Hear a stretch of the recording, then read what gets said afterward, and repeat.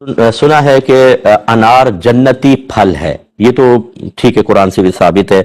اب جو سنا ہے وہ کہتے ہیں کہ ہم نے سنا ہے کہ جو بھی ہم انار کھاتے ہیں اس میں ایک دانہ اس جنتی انار کا بھی ضرور ہوتا ہے، تو کیا یہ صحیح ہے؟ جی بالکل غلط ہے، ایسی کوئی حدیث وغیرہ نہیں ہے، ایسی کوئی بات بیان نہیں ہوئی، اور نہ ایسے غیبی امور کو بیان کرنا چاہیے۔ چاہے آپ یہ کہیں جی میں نے تو سنا ہے، کس سے سنا ہے؟ اوتھینٹک کسی مفتی صاحب نے بیان کیا ہو یا کہیں آپ نے سنا ہو، یہ آپ ایسی چیزیں بالکل نہ بیان کریں۔ جنتی اگر اس میں دانہ ہوتا تو یاد رکھیں وہ کبھی فنا نہ ہوتا۔ میرے آقا صلی اللہ علیہ وسلم نے ایک دفعہ سورج گرہن کی نماز پڑھائی، طویل حدیث ہے، مختصر کر رہا ہوں، نماز پڑھاتے پڑھاتے آپ نے ہاتھ اٹھایا پھر نیچے کر لیا۔